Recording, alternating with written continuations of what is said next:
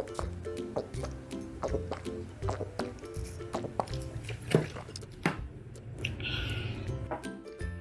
what's up guys? It's me again and welcome to my channel. Mabuhay sa inyong lahat. And today, it's a different episode from the past two ones that I posted. So, I'm quite excited and also curious. How would be your reaction?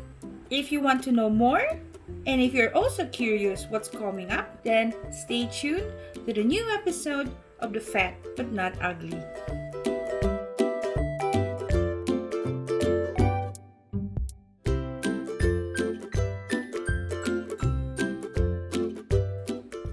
I decided to tell you 25 random facts about me. So, are you curious? Are you ready? Then let's get started. I was born September 11, 1987. So, it means I'm a 9/11 kid. Yep, the date, I think everybody knows what happened. It's still one of the most tragic moments in the history of the world. A lot of people lost their loved ones. A lot of people died. And I remember the day I was celebrating my 14th birthday together with my friends, and when I came home, everybody was like watching TVs and everybody was shocked. They were just speechless, and I asked my parents, I said, what happened? They told me that the two airplanes crashed through the World Trade Center, and it was definitely a sad day. Fun fact, September 11 was also the birthday of the former president of Philippines, Ferdinand Marcos. He was a dictator and he declared martial law in the Philippines September 21, 1972. It seems that my birthday is connected to either people who doesn't make good things or to tragic things that are definitely sad and unforgettable. My first name has a weird, or let's say unusual meaning. You know, when you give children a name, sometimes you base it on family members, for example, from your great grandparents. Others give the name something biblical or something historical, or I don't know. My father and my mother has a weird way to give names on their kid, especially my name. As I already mentioned, I was born September 11.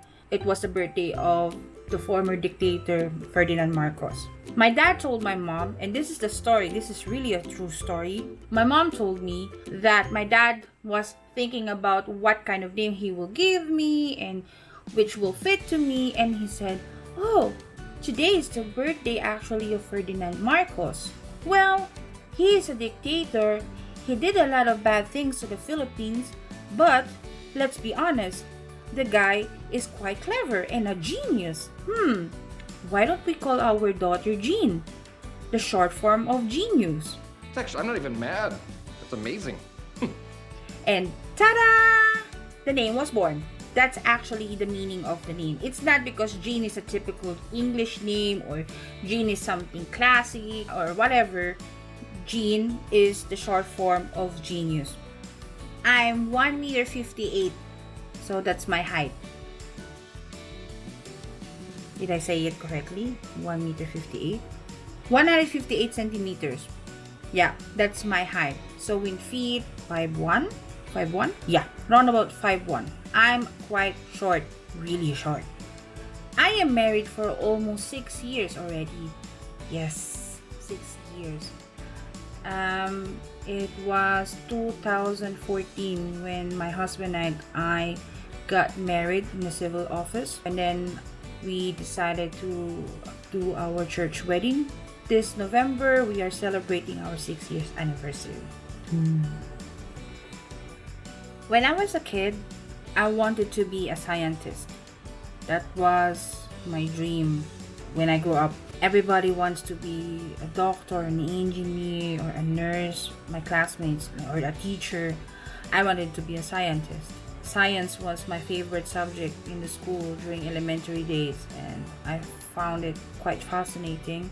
And I also love reading books about science, about astronomy, about biology. I even had a children encyclopedia which I got from my grandmother. And when I was in 5th or 6th grade, I asked my mom if she can send me a microscope so I can do my research. Really, I got it. My mom sent me a microscope. It was really interesting. But then later on I realized, okay, scientist is quite not easy to achieve. So I decided for something else. I am fluent in 3 languages plus one more a little bit. I am fluent in Filipino, my mother tongue, English, and German. And the 4th one is Spanish. German, English, Tagalog, no problem. I can talk with you. I can have a good conversation with you. But in Spanish, my knowledge is just enough to survive for a holiday in Spain or in Latin America. But I think it's quite helpful, better than nothing. My favorite color is purple. Purple is like an obsession. I think everybody who knows me knows that I'm in love with this color. In our wedding, we had the purple haze theme. My desk at work is all in purple. Even our old bedroom was also in purple, so I'm quite obsessed with this color. I don't know why, it just turned out. I used to dance in the Philippines. When I was a child, during the elementary days, I used to perform in different dance groups. It started during the kindergarten days. I did a lot of dancing with Hawaiian dance, Caribbean dance, some modern dances. But the most active group where I joined was our group of dancers in our subdivision. My childhood friends and I decided to do a dance group, and we were called the Midnight Killers. I know the name is really, I don't know. It was one of my favorite hobbies as a child until I came here to Germany. We used to practice either on my place or on my friend's place or on the street. We used to dance on birthday parties, on street festivals. So we were quite active. That was my dancing career. During elementary days, I was a member of our elementary school marching band. I used to play the bell lyre. Every time when there is an occasion in the school or some program, some festivals, our marching band was the performer. So we played different kinds of music, songs, and also the national anthem of the Philippines. We used to also compete with other marching bands from different schools, from different divisions, and everybody looks fancy. Everybody has this cute costume they're wearing, and I really kind of like it. So if ever I will have a bell lyre once more, I would definitely play it again. I love cooking. I think cooking is a passion of mine. Not only because I love to eat, but it makes me calm. It makes me feel relaxed. And it also shows creativity. I earned this passion from my grandmother because she was also a fantastic chef. She's not a professional chef, but every time when she cooks something, you can smell the varieties of different aromas and different stuff, which sa amoy pa lang, magugutom ka na. It was really unbelievable. I only watch Animal Planet on TV. If somebody goes to our place and turn on the TV, the first channel you will see is Animal Planet. We don't watch pre-TV anymore. Most of the pre-TV are crap, and I don't like it. I stay tuned to Animal Planet because I love animals. I love the documentaries, what they have. I kind of find it interesting. Or if I don't have Animal Planet, then I will switch it to Discovery Channel or sometimes TLC. But it's always Animal Planet. I am obsessed with dresses.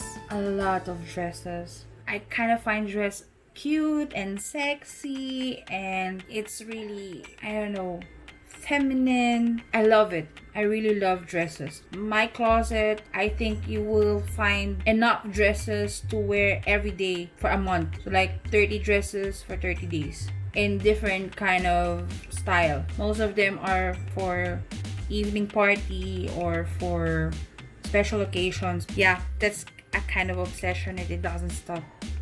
I ordered again 3 dresses. So after arriving to Germany, it took me 10 years to come home to the Philippines. So it was very emotional for me because I haven't seen my grandfather 10 years, and a lot of things change also in the Philippines which I am not aware of. So it blew my mind completely. A lot of things was different, and also to see my grandfather that time, it melted my heart.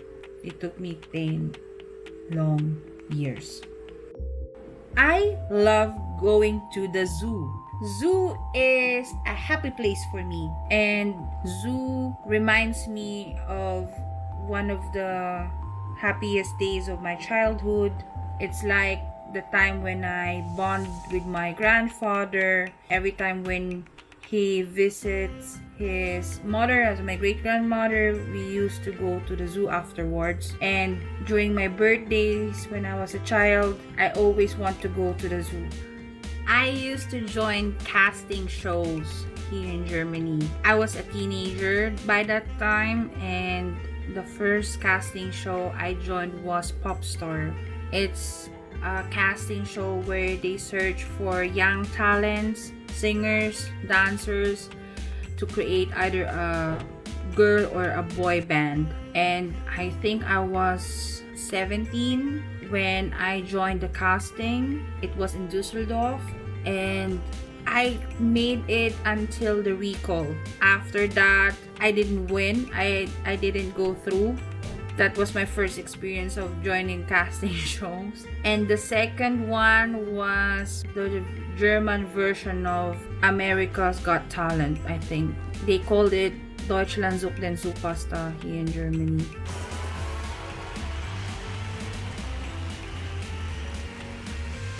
It was in Cologne. I didn't get that far, but it was a nice experience because I went there with my mom. That was my casting days experience, and I'm quite glad that I didn't pursue to do it because most of them are quite fake. So I am terrified and scared of clowns and birds. You see, I don't understand people or parents renting clowns as entertainment for their children's birthday party.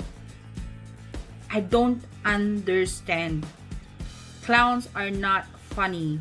They are creepy, they are weird, they are scary, and everybody who read or watch the movie It from Stephen King knows what I'm talking about.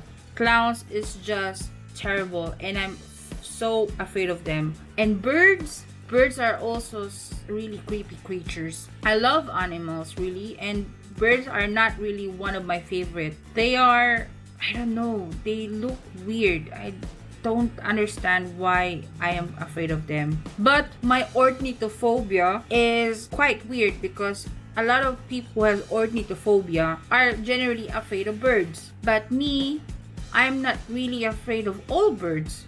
A small bird like a canary or something, a small one, it doesn't scare me. I don't want to touch them. I don't want to get near of them, but they don't scare me that much. Everything which has the size of a pigeon or a dove, oh my goodness, it will freak me out. I hate birds. Ugh, I get already chills just talking about them. Especially those big ones like crows, raven, eagle, vulture. Oh my goodness, terrifying. No. Birds and clowns, no way. My guilty pleasure is to watch cryptozoology documentaries. I know I'm quite weird. For all the people who don't know what cryptozoology is, it is the study of animals and creatures which people think they don't exist, but some of them believe they do. Yeti, Bigfoot, the Loch Ness Monster, those are creatures you will hear when you read or watch something about cryptozoology. Most of them I watch on YouTube. I love them. I find them quite fascinating. I find them interesting and I can't stop watching them. I know I'm quite crazy, and honestly, I even believe that there's some creature like Bigfoot and Loch Ness Monster out there, because those animals did exist. But it's like conspiracy. So I know I'm getting crazy again, but I love watching cryptozoology documentaries. My favorite movie of all time is Jurassic Park. I love the movie. I can watch this over and over again. And every time when I cannot find any interesting movie in Netflix or Amazon, I watch Jurassic Park. I watch the first, second, third, and then the sequel of them, the Jurassic World.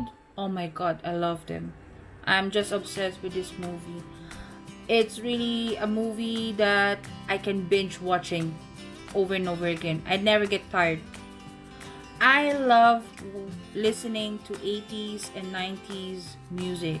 Every time when I get ready for a party or if I clean the house, I will just search for the playlist of the 80 songs or 90 songs, and it gives me already good mood.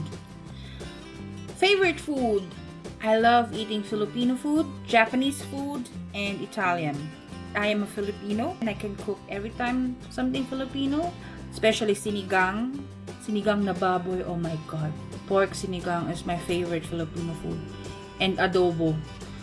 Japanese food, I'm quite lucky that I'm working for a Japanese company. I am able to know and eat different kinds of Japanese cuisine, not only sushi but a lot of different stuffs, which is really good. I love them. And Italian food, just pasta. I like pasta. I don't like pizza. I really don't like pizza. I can eat them, but they will never be my favorite.